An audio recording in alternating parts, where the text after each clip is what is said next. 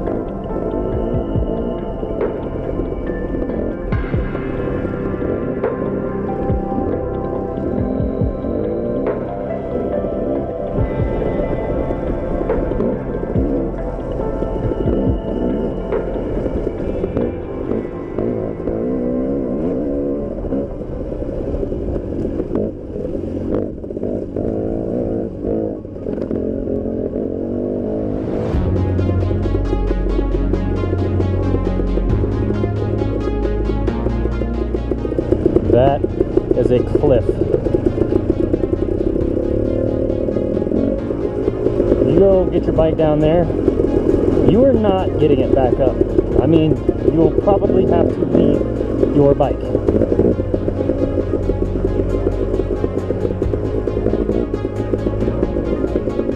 Gnarly.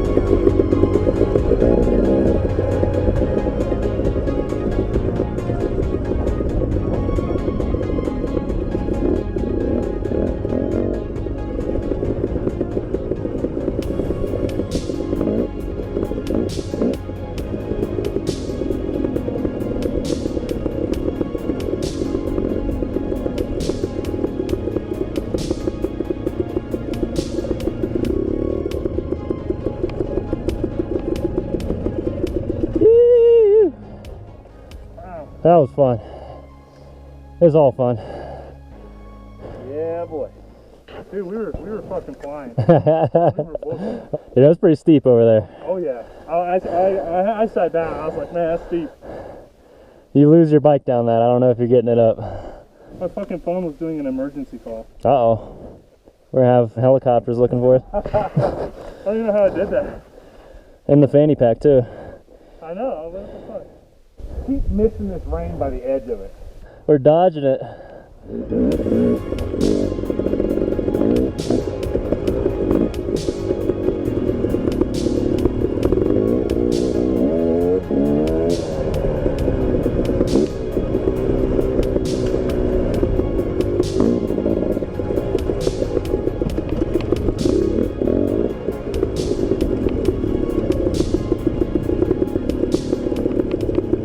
What the heck? I gotta turn the camera. Oh my god. That is nuts. Woo!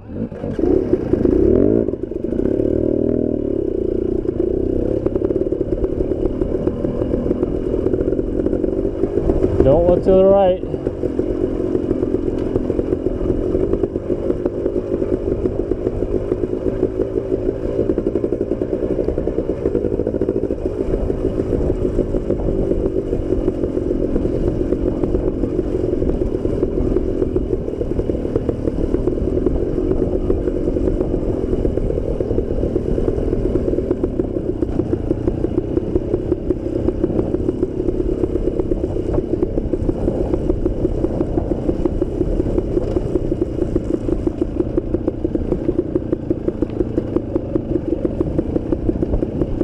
So throughout the trip, we kept making comments about when we get back, is riding going to feel the same? You know, the area that we have is completely different than this. And I was a bit worried that I would just get bored. And honestly, that's just not the case. We do have a lot of challenging sections back here in Ohio. It's definitely different. We don't have hardly any of these rocks, but we do have a lot of routes, a lot of good hill climbs too. There weren't too many hill climbs in this area, but like I said, our next destination is completely different, and I cannot wait to show you some of those climbs. But this was definitely one of our longest days of riding. Both Sam and Lee had oversized tanks, and me and Slow were rocking the stock tanks, so we were really the only ones with anything to worry about. But stay tuned to hear the outcome on that. Let's get back to the riding.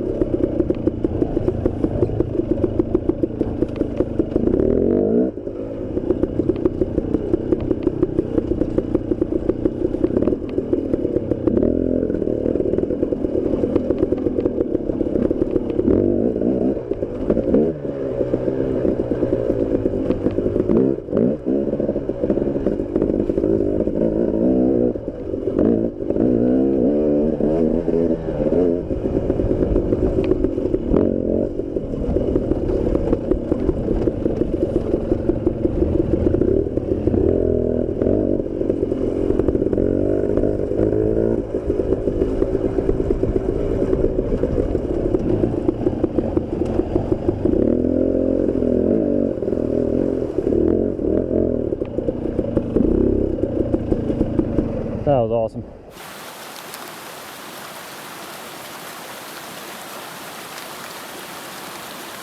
Man, what a day this was. Of course, I always say it, but the camera just does not do it justice. The GoPro flattens everything out, so when we were riding that ridgeline, it was literally almost straight down to the side there, but the camera just doesn't pick it up, so take my word for it. We were pretty high up there on the edge of that cliff. But we ended up taking a break here for a little bit by this stream, and as you saw, Lee was filling up his hydration pack with some type of filter. Now, I actually ended up buying the same filter on that trip, and I've always seen these in the stores, but I never really needed to use them. But now that I'm getting back into the outdoors scene, this is definitely going to be nice to have, and I plan on using it. So I'll go ahead and open it up to show you guys what's inside.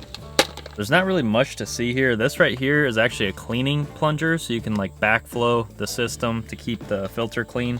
But this is the filter itself. That's all there is to it. You can actually use this as a straw too and drink straight out of the water. But the best way to use it is to go ahead and fill up this pouch with the dirty water, attach the filter to the pouch, and then you can just squeeze this pouch out into your hydration bladder, or even use this as a bottle in an emergency situation.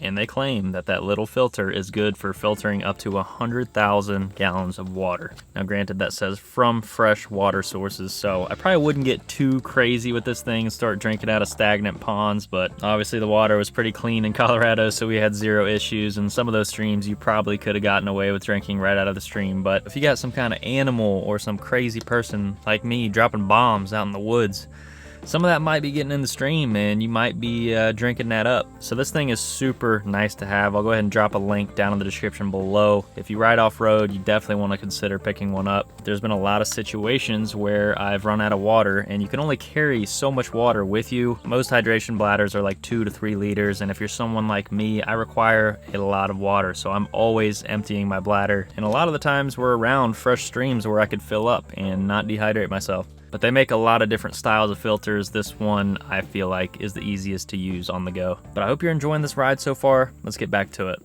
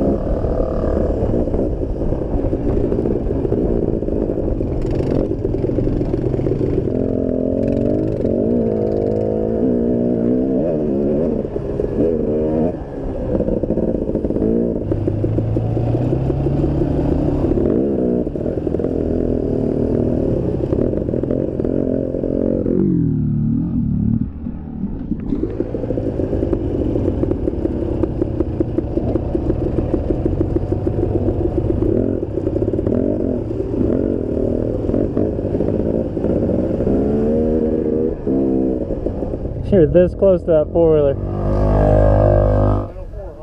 Final four, this is it. Time for a water crossing, boys. Can you go across the bridge? Yeah.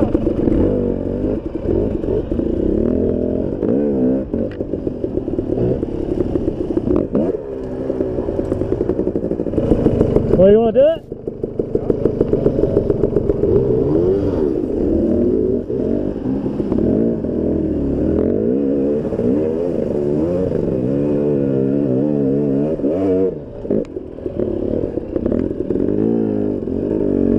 Had to clean the bike off a little bit.